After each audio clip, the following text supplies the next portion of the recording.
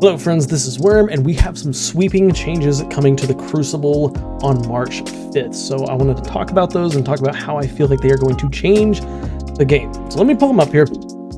This is not the entire patch notes. I'm not going over the entire set of patch notes. I'm just covering some of these Crucible sandbox changes, starting off with a big one here, player health. Now, a lot of these changes that we're going to talk about, these are changes that come directly from the Checkmate playlist, which I know a lot of people feel very strongly about, not in a good way either, but let's talk about them and talk about their effect that they're going to have on the sandbox. So of course, starting with player health will be increased by 30 HP in the Crucible. So players have 100 health, up from 70, and 116 to 130 shield. So 116 being at tier 0 resilience, 130 being at tier 10 resilience, of course, depending on their resilience values. This is a very interesting change, and especially because, as you know, when we go through here, there's going to be some changes that are coming to weapons to offset this, but there's also going to be some things that are unchanged that I'm kind of curious about. But ability cooldowns that they have, melee grenade and class ability cooldowns have now been, have a 15% penalty applied to them in Crucible only. So again, this is taken from Checkmate. Ability cooldowns are going to be slower. Super cooldowns now have a 20% penalty applied to them in Crucible only. So you're going to be able to get your, or you're not going to be getting your super as much, I guess is the way I should say that.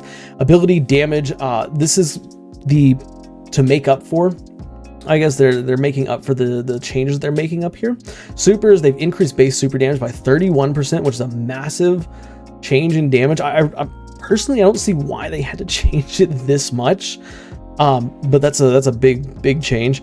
Melee, they had base melee damage increased by 16%. This is literally just to offset that additional 30 health so that you'll still be able to two-hit people with the melee ability. Really not that big of a deal, not that big of a change here.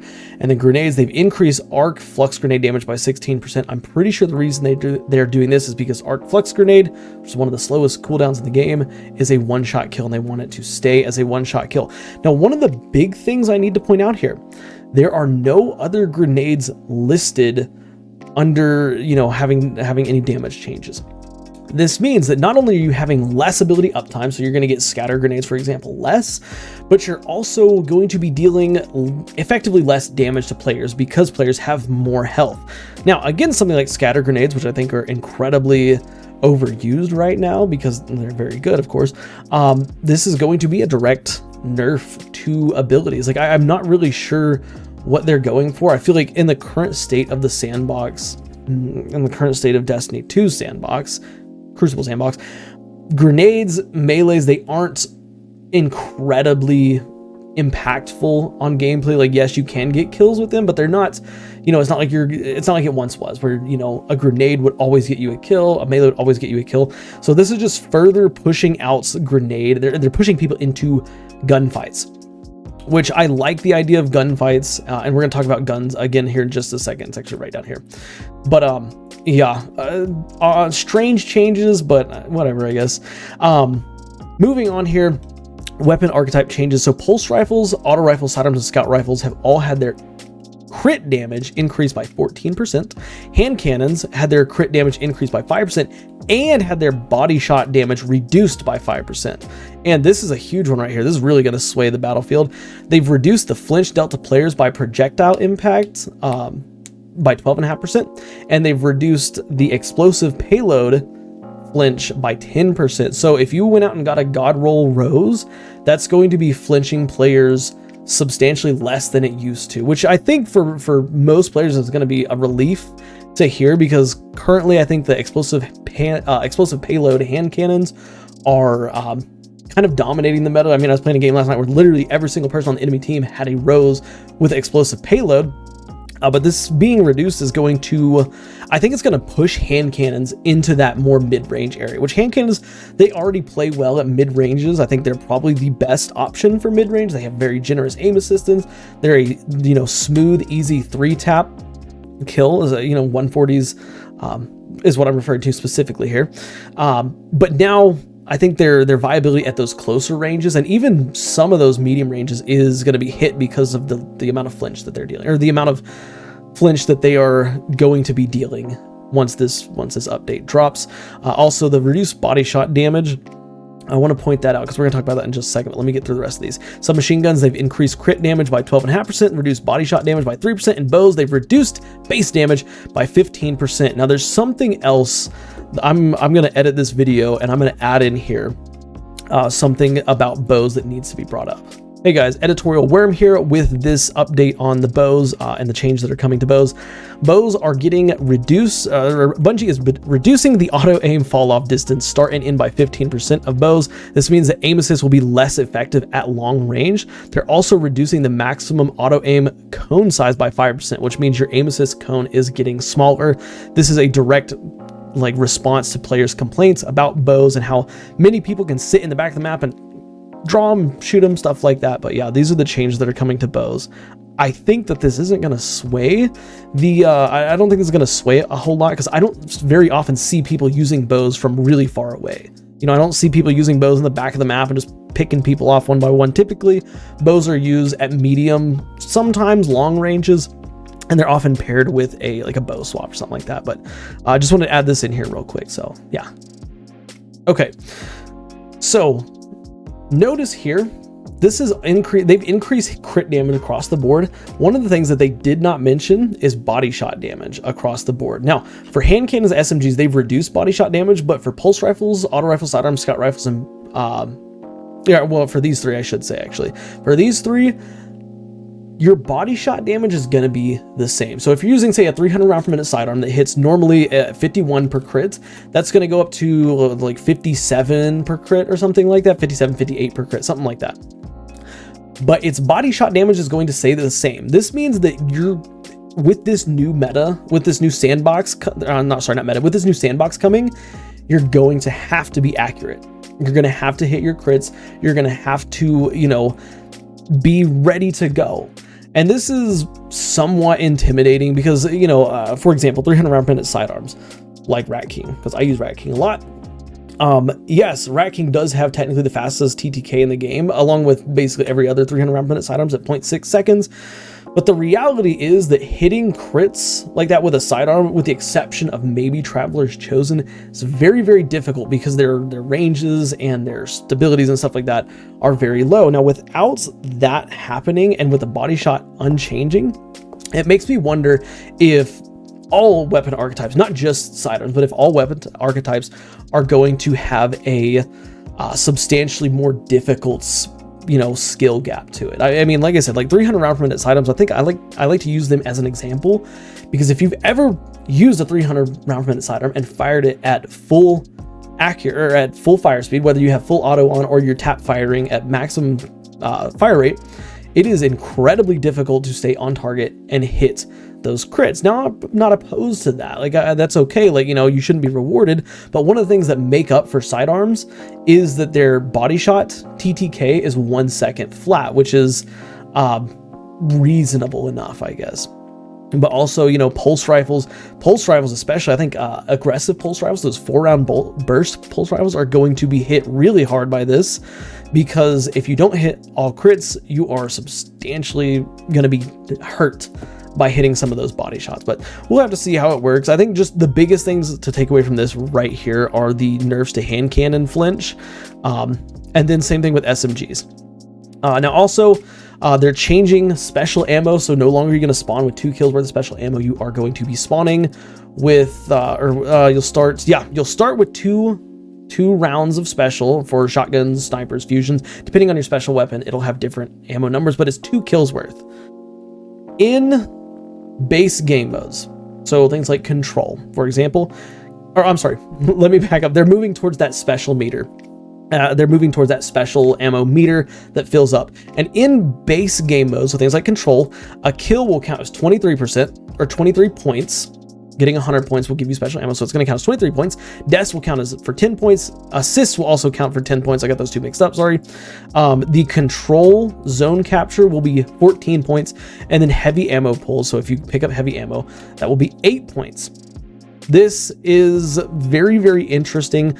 Of course, currently the way it works is you get 2 kills worth of special ammo. Once you get a kill, you can potentially pick up ammo off somebody and get 2 more Or is it just one? Or no, I think it's just one more. Sorry, you can get one more special ammo, and as long as you're getting plenty of kills, you're getting special ammo. But they're changing that so that now you don't just get free special ammo. Like, you have to actually work for your special ammo. You have to be contributing for your special ammo.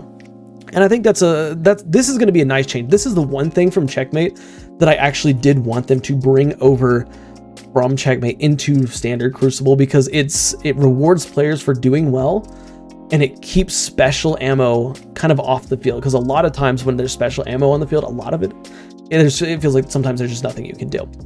But moving on, elimination/dominion, so trials, point values, kills are going to be 38, assists are going to be 16, deaths are going to be 16, and heavy ammo pulls are going to be worth 10. In 3v3 respawn modes such as survival, 3v3 clash, countdown rush, kills are going to be 26, assists will be 12, deaths will be 11, in rumble, kills will count as 30, and in countdown specifically, if you arm the charge, it'll be 20, if you defuse the charge, it'll be 40, and if you detonate the charge, it will be 70. Now, here's some important notes about this whole change of special ammo. The biggest one here is this: kills from special and heavy ammo weapons will not grant points towards that special meter. So if you have on Cloud Strike, for example, and you get a really crispy opening shot on an enemy flag and you kill 3 or 4 people, you're not going to get any points for that. The only things that are giving you points towards more special ammo are primary and ability kills. So, and of course, this stuff we mentioned up here as well, but I think that's definitely a good thing to have in place, because of course you don't want to have a situation where rich get richer. You know, you have a shotgun, you get a couple kills, you get more shotgun ammo, that shotgun ammo feeds you more shotgun ammo, blah, blah, blah, stuff like that. Also, jumping off the map will subtract progress from the ammo meter. This means that at the start of a game, you cannot, you know, jump off a map consistently and get, you know, that 10 points or whatever it is for 16 in Dominion/elimination, 10 points in your base game modes. You won't be able to do that. You won't be able to just jump off the map and give yourself ammo. Ammo is not dropped on death, so this is again carried over from Checkmate. So if you're getting kills and you're slaying out, you can stockpile special ammo if you want, and you will not lose special ammo you have earned when you are defeated or when you're revived. Earned special ammo will carry over between rounds. So in trials, this is very important. One of the things that does have me nervous about trials is that when you get to later rounds, especially if you're kind of neck and neck with an enemy team, you know, you get to the game and it's 3-3, something like that, there's going to potentially be a lot of special ammo on the field. And that does make me worried, because then it's like, well, who has the better special weapon equipped? You know, similar to a situation like with supers, like who has the most wells, who has the most bubbles. So that's the only thing that I'm going to say about that, you know, keeping special as you carry over between rounds. But yeah, swapping from double primary weapons to a special ammo will reset your special ammo meter progress. I'm surprised that they would even have the special ammo meter displayed on screen if you're running double primaries, but yeah, just keep that in mind. Of course, special weapon archetypes are also having some changes. So trace rifles, shotguns, and fusion rifles are having their base damage increased by 20%, again to offset for you know, the increased health. Glaives, they will also have their projectile damage increased by 20% and their melee damage increased by 16%. Glaives will still be a 3 melee kill. This is not going to increase glaive melee damage to a 2-hit melee kill, so don't fear. Even though I think glaive should be a 2-hit melee kill, but we can talk about that later.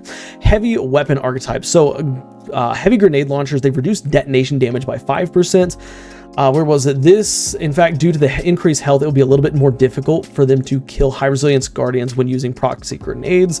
This is one of the biggest issues I have seen unchanging in the Crucible meta for a long time now, is that heavy grenade launchers, they are very easy to use. They're very easy to get kills with, but it looks like with this change here, it's going to be a lot more difficult. You're going to be more precise, I should say, in order to get those kills.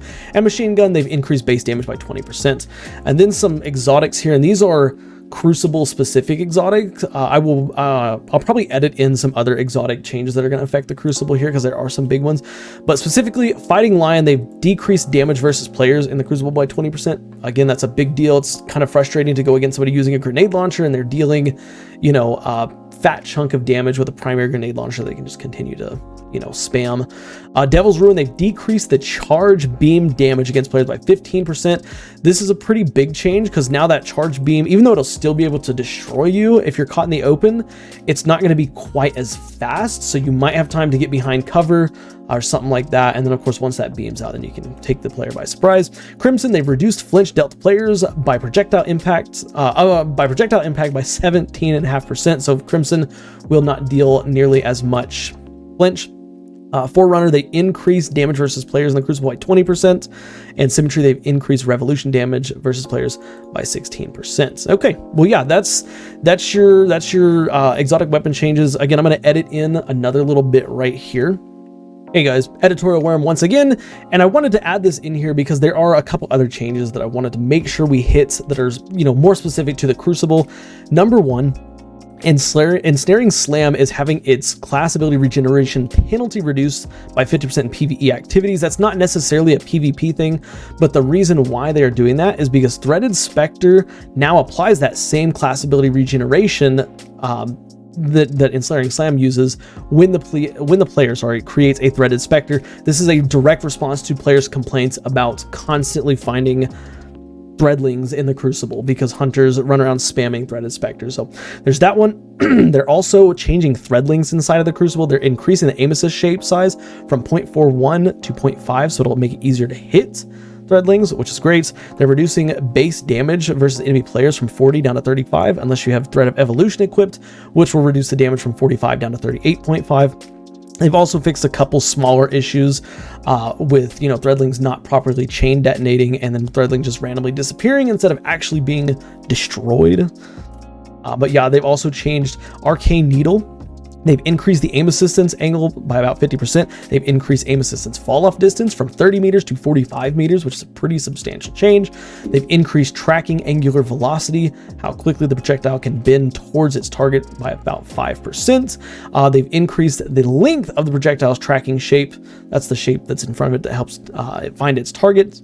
And these are all major changes. These are in, again, direct response to the nerfs to threadlings because Broodweaver has a lot of threadling builds and stuff like that. But with that being said, this means that Arcane Needles are going to be a lot more reliable when it comes to hitting targets and stuff like that. Now, another change that they're making is to lightweight scout rifles. They're increasing base damage by 5% so that you can move it from a 4 crit to a 3 crit plus 1 body. I think that's pretty good. They're reducing the auto aim cone size of snipers by 10%. So aim assistance on snipers is going down a little bit. Unfortunate. And finally, we're going to talk about the rest of these exotics here. Vigilance Wing now has a deterministic recoil pattern. Vex Mythoclast has increased ADS fall off scalar from 1.5 to 1.7. Wish Ender, True Sight will now deactivate if you leave ADS or you hold it for longer than 3 seconds. This is another pretty big one here. So no longer can you just have somebody on your team using Wish Ender to constantly track what the enemies are doing.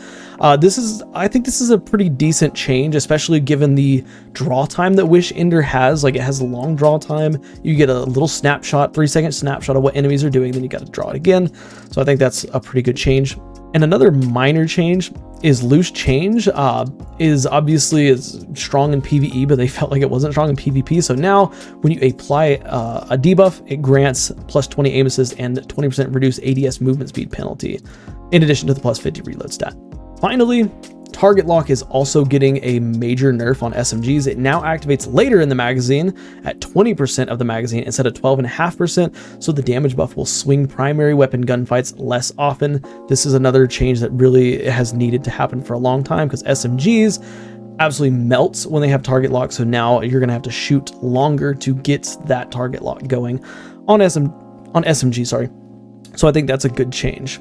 And yeah, that's that. So yeah, those are your Crucible changes. Of course, I want to hear your thoughts on them. How do you feel about them putting these checkmate rules into Destiny 2? Like, I really, honestly, I don't know how I feel about it. Like, we're just kind of get in there and play with it. They have a lot of the stuff that I didn't care very much for from checkmate still here, but they also have changed a lot of stuff. So, you know, obviously going forward, make sure you're more precise with your weapons. These crit numbers here increasing, but the body shot damage not increasing or even decreasing in some cases is going to be a big deal. But yeah, that's it for me, guys. Of course, like the video if you enjoyed it, subscribe for more daily Destiny content. Do me a favor, watch the videos you see over here on the end screen, because for whatever reason, YouTube thinks that you will like them. Guys, I'll see y'all next time. Bye for now.